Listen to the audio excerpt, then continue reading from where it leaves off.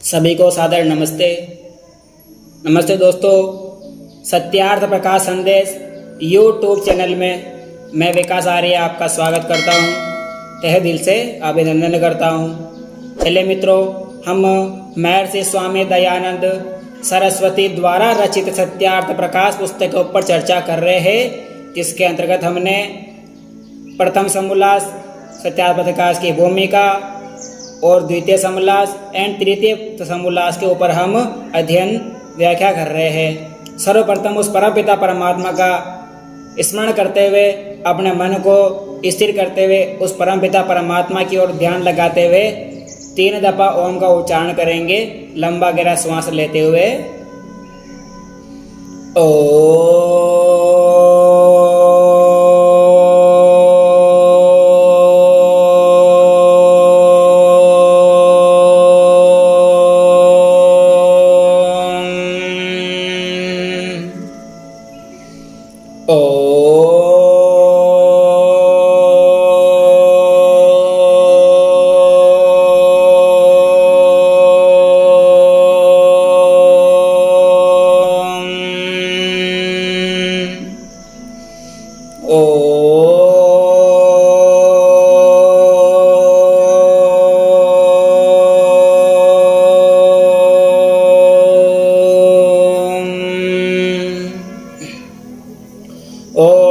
शन्नो मित्रः शं वरुणः शन्नो भवत्वयार्मः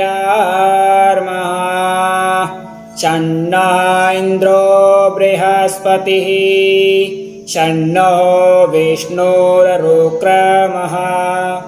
नमो ब्रह्मणे नमस्ते वायो त्वामेव प्रत्यक्षं ब्रह्मासि त्वामेव प्रत्यक्षं ब्रह्म वदिष्यामि ऋतं वदिष्यामि सत्यं वदिष्यामि। तन्मावतु तद्वक्तारवतु अवतु मामवक्तु वक्तारम्। ओम शांति शांति शांति। मित्रों, हम महर्षि स्वामी दयानंद के सत्यार्थ प्रकाश के अंदर चर्चा कर रहे हैं, जिसके अंतर्गत चलते हुए हमने पिछले वीडियो के माध्यम से आपको भूमिका, प्रथम समोल्लास, द्वितीय समोल्लास आपको भली प्रकार से समझाने का प्रयास किया है।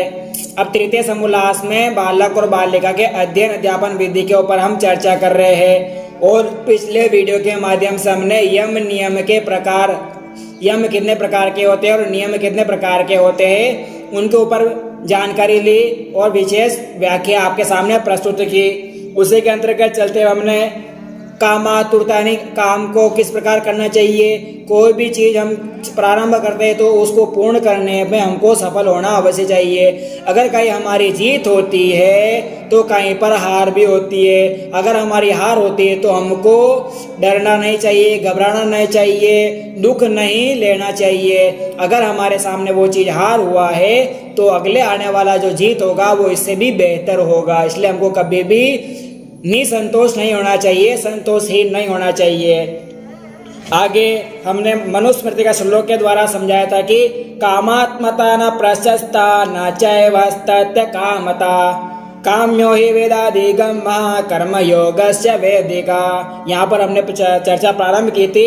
कहते अत्यंत लोलुपता और निष्कामता किसी के लिए श्रेष्ठ नहीं है। ज्यादा भी लालच होना, लोलुपता होना और अपने को ज्यादा किसी काम में ऊंचा अपना आप को दिखाना हमारे लिए श्रेष्ठ नहीं होता है। निष्कामता भी हमारे लिए श्रेष्ठ नहीं है, क्योंकि जो कामना न करे तो वेदों का ज्ञान और वेद विहित कर्म आदि कर्म उत्तम किसी से ना हो सकते। अर्थात जो वेद विहित कर्म नहीं करता है, वेदों का अध्ययन नहीं करते, वेदों का जो सार है अपने जीवन में नहीं उतारे है, परमात्मा की वाणी का वह अध्ययन नहीं करते हैं, वेदों के मंत्रों की व्याख्या नहीं करते हैं, तो उनका जीवन श्रेष्ठ नहीं है।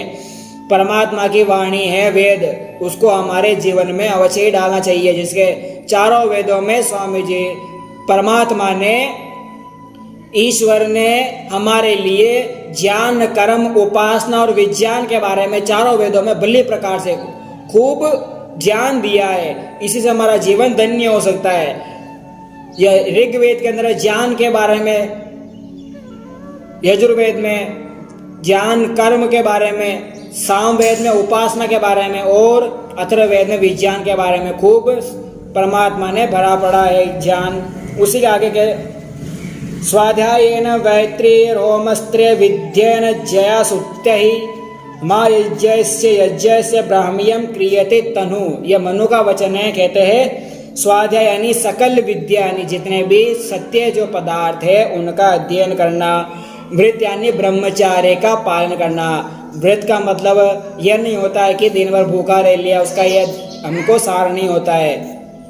व्रत का मतलब होता है कि आज जीवन हमको किसी चीज के ऊपर दृढ़ होना, यानी ब्रह्मचार्य जीवन का पालन करना कि मैं आज जीवन ब्रह्मचार्य रहूंगा, मैं इतने वर्ष तक, इतनी आयु तक मैं ब्रह्मचार्य जीवन का पूर्ण पालन करूंगा, उसको हम व्रत कहते हैं। सत्य भाषण आदि नियम पालन करना, अर्थात जो सत्य भाषण करना, नियमों का पालन करना। हमारे जो ब्रह्मचार्य के नियम होते हैं, विद्या अध्ययन के नियम होते हैं, सत्य कर्म करने के जो नियम होते हैं उनका हमको पालन करना चाहिए। होम यानी यज्ञ, यज्ञ हमारे को नित्य प्रतिदिन अवश्य करना चाहिए। यज्ञ करने से हमारा वातावरण शुद्ध रहता है, हमारा मन शुद्ध रहता है, हमारे मन के अंदर, हमारे दिमाग के अंदर, हमारा शरीर के अंदर शांति बनी रहती है। हमारे आसपास वातावरण में और हमारे जो पड़ोस होता है, नगर ग्राम होता है, हमारा देश होता है, राष्ट्र होता है, वहाँ पर भी शांति बनी रहती है। हमारा वातावरण शुद्ध रहता है, शुद्ध वायु हमको मिलती है। वातावरण के जो अंदर जो दुर्गंध है, जो दूषित वातावरण है, उसको दूर करता है। इसलिए हमको यज्ञ अवश्य ही नित्य प्रतिदिन करना चाहिए। यज्ञ के बारे में आपको पिछले वीडियो में भी समझाया है कि आप नित्य प्रतिदिन ना कर सके तो आप साप्ताहिक यज्ञ भी अवश्य कर सकते हैं। आगे कहते हैं होम सत्य का ग्रहण, असत्य का त्याग हमेशा करना चाहिए। अर्थात जो सत्य जो बातें हैं, सत्य भाषण है, सत्य विद्याएं है, सत्य ज्ञान है, उसका हमेशा हमको ज्ञान लेना चाहिए, ज्ञान करना चाहिए। और असत्य जो चीज है उसका हमेशा त्याग करना चाहिए। आगे कहते हैं सत्य विद्याओं का दान देना, दान लेने देने, त्रय विद्या अर्थात वेदस्थ कर्म है उनको हमको करना चाहिए। वेदस्थ कर्म उपासना ज्ञान विज्ञान का हमें ग्रहण करना चाहिए। अर्थात जो वेदस्थ जो काम है, वेदस्थ जो बातें है, वेदस्थ जो वेद में हमको ज्ञान दिया गया है परमात्मा ने, उसका हमको विद्याओं का ध्यान लेना चाहिए। आगे कहते हैं कर्म उपासना यानी ईश्वर के जो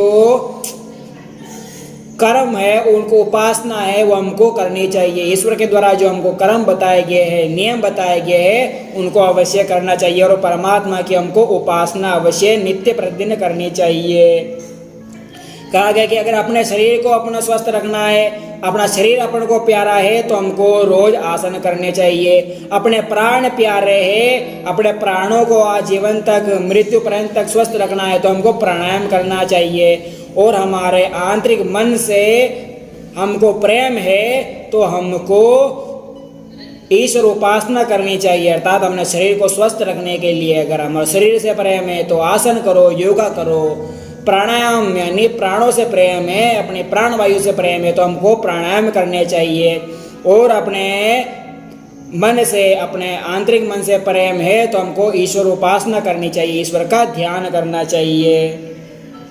आगे कहते पक्षष्ट आदि करने, सुत्तई सुसंतानों उत्पत्ति करना। सुत्य यानी सुसंतान यानी अच्छी उत्पन्न संतानों की उत्पत्ति करना। अर्थात कुसंतान नहीं उत्पन्न करना, सुयोग्य संतानों की उत्पत्ति करना। अर्थात संतान हमारे को ऐसी बनानी चाहिए कि हमारा स्वयं का तो नाम रोशन करे ही करे, आने वाले अपने माँ बाप का, अपने पीढ़ी दर, अपने समाज का, अपने राष्ट्र का नाम रोशन कर सके। सत्य मार्ग की ओर अग्रसित रहे, सत्य विद्याओं का वो ग्रहण करे और देश विदेश में अपना प्रचार करे और वेदों का प्रचार करे, सत्य विद्याओं का प्रचार और प्रसार करे। तो माँ यज्ञ अर्थात ब्रह्म यज्ञ, देव यज्ञ, पितृ यज्ञ, बलि वैश्वदेव यज्ञ, वैश्वदेव यज्ञ और अतिथि यज्ञों के स्वरूप सेवन आदि को हम पंच महायज्ञ कहते हैं। पंच महायज्ञ के बारे में हमने बताया था कि ब्रह्म यज्ञ, देव यज्ञ, बलि वैश्वदेव यज्ञ, अतिथि यज्ञ और पितृ यज्ञ 5 प्रकार के महायज्ञ कहलाते हैं। इनको हमेशा नित्य प्रतिदिन हमको करने चाहिए, ये हर गृहस्थ का नियम है। आगे कहते हैं यज्ञ अग्नि अष्टोमादिथा शिल्प विद्या विज्ञान यज्ञों के सेवन से इस शरीर को ब्राह्मी अर्थात वेद और परमेश्वर की भक्ति का आधार स्वरूप ब्राह्मण का शरीर बनता है। इतने साधनों के बिना ब्राह्मण शरीर नहीं बन सकता। अर्थात जो ये कर्म बताए गए हैं बालक के लिए कि ये जब ये कर्म करता है, मनुस्मृति में ये श्लोक आया है, जो स्वाध्यायेन वृत्त्यै, इसके द्वारा अगर हम ये कर्म करते हैं तो हमारा जो ब्राह्मण शरीर है, ब्राह्मण उसको कहते हैं जो अच्छे कर्म करता है, सत्य उपदेश करता है, सत्य भाषण करता है, सत्य विद्याओं का पठन पाठन करता है, सत्य ज्ञान का लेन देन करता है, सत्य विद्याओं का पठन पाठन करवाता है, उसको हम ब्राह्मण कहते हैं। ब्राह्मण जाति से नहीं होता है, ब्राह्मण कर्म से होता है। कोई भी जाति से शूद्र, कोई भी जाति से वैश्य, कोई भी जाति से क्षत्रिय नहीं हो सकता है। जो जैसा कर्म करता है वैसा हम उसको पुकारते हैं। जन्म से सब बालक शूद्र ही पैदा होते हैं, किसी को भी कोई ज्ञान नहीं होता है। धीरे धीरे वो ज्ञान और कर्म उपासना के बल पर वो अपना जाति निश्चित करता है कि जिस प्रकार वो सत्य विद्या और सत्य शास्त्रों का वो अध्ययन करता है, ज्ञाता करता है, तो उसको ब्राह्मण कहते हैं। जो देश रक्षा करता है उसको क्षत्रिय कहते हैं। इस प्रकार हमको कर्म के आधार पर हमारा जो जीवन है वो बांटा जाता है। आगे कहते हैं कि बिना ब्राह्मण शरीर के, यानी बिना ब्राह्मण यज्ञ और बिना ये जो कर्म उपासना के बिना हमारे को ब्राह्मण शरीर नहीं मिल सकता है। इसलिए हमको ये उपासना अवश्य ही करनी चाहिए। आज इस श्लोक के माध्यम से हमने ये जाना कि सकल सत्य विद्याओं का अध्यापन करना चाहिए। यज्ञ आदि होम आदि अवश्य करवाने चाहिए। वेदस्त्रे विद्यस्ते, यानी वेदस्थ कर्म उपासना ज्ञान विज्ञान कर्म हमको अवश्य ही करने चाहिए। इज्ञानी पक्षपात रहित पक्ष आदि से करने चाहिए। सुत्त यानी सुसंतानों की उत्पत्ति हमको करनी चाहिए, अर्थात अच्छी संतानों की हमें उत्पत्ति करनी चाहिए। इस प्रकार हमने आज के इस वीडियो के माध्यम से, इस भाग प्रकरण के माध्यम से ये जाना कि हमको संतान की उत्पत्ति किस प्रकार करनी चाहिए और सुसंतान हमारे यज्ञ, ब्रह्म यज्ञ, देव यज्ञ, पंच महायज्ञ होते हैं, उनको किस प्रकार करना चाहिए और उनको करने से भी क्या लाभ होता है, और हमारा जो ये ब्राह्मण शरीर है वो किस प्रकार हमारे को मिलता है। वो ये जो कर्म है, ये कर्म करने से हमारे को ब्राह्मण शरीर प्राप्त होता है। ये इन कर्मों से न करने से हमारा ब्राह्मण शरीर नहीं बनता है। अगर हम ये कर्म करते हैं तो ही हमारे को ब्राह्मण कहना उचित है। ब्राह्मण कर्म से होते हैं, जो जैसा कर्म करता है वो वैसा ही फल पाता है। परमात्मा की व्यवस्था के अनुसार भी यही नियम है। प्रभु हमको हम जैसा कर्म करते हैं वैसा हमको फल देते हैं। इसलिए हम जैसा कर्म करेंगे परमात्मा हमारे उनकी व्यवस्था अनुसार हमको वैसा ही फल देंगे। इसलिए हमको हमेशा अच्छे कर्म करने चाहिए। सत्य विद्याओं का, सत्य शास्त्रों का पठन पाठन भाषण आदि हमें करना चाहिए। चलिए अगले प्रकरण के माध्यम से हम और जान लेंगे कि और बालक को अध्ययन अध्यापन विधि के अंतर्गत किस प्रकार समझावे कि उनका जीवन और सुदृढ़ बनता जावे।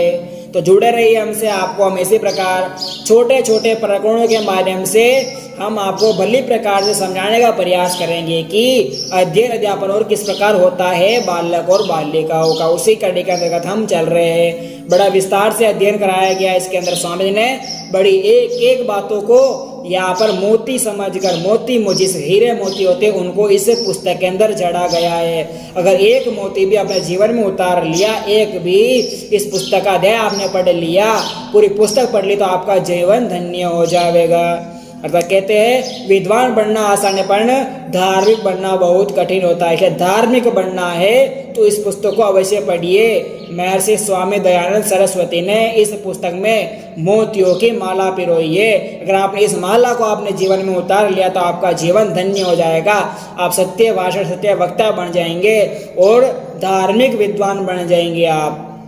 तो आप इन चीज़ों का अवश्य ही अध्ययन कीजिए। तो हम आपसे फिर मिलेंगे अगले प्रकरण के माध्यम से। तो आप हमसे जुड़े रहिए। जुड़े रहने के लिए आप हमारे चैनल को, आपका अपना चैनल है, इसको सब्सक्राइब करिए और साथ में बेल आइकन का बटन प्रेस कर दीजिए, जिससे मेरा आने वाला हर वीडियो का नया संदेश है, नोटिफिकेशन है, आपको सबसे पहले मिल जाएगा। और इसको जितना हो सके लाइक, कमेंट एंड शेयर तो अवश्य ही कीजिए। और जितना हो सके वीडियो को आप पूरा समझिए, पूरा देखिए, जिससे आपको भली प्रकार से मैं क्या कहना चाहता हूँ, क्या आपको समझाना चाहता हूँ, वो आपको समझ में आ जावे। चलिए मित्रों, आज के प्रकरण को वाणी को यही विराम देते हैं। इति ओम शम, धन्यवाद।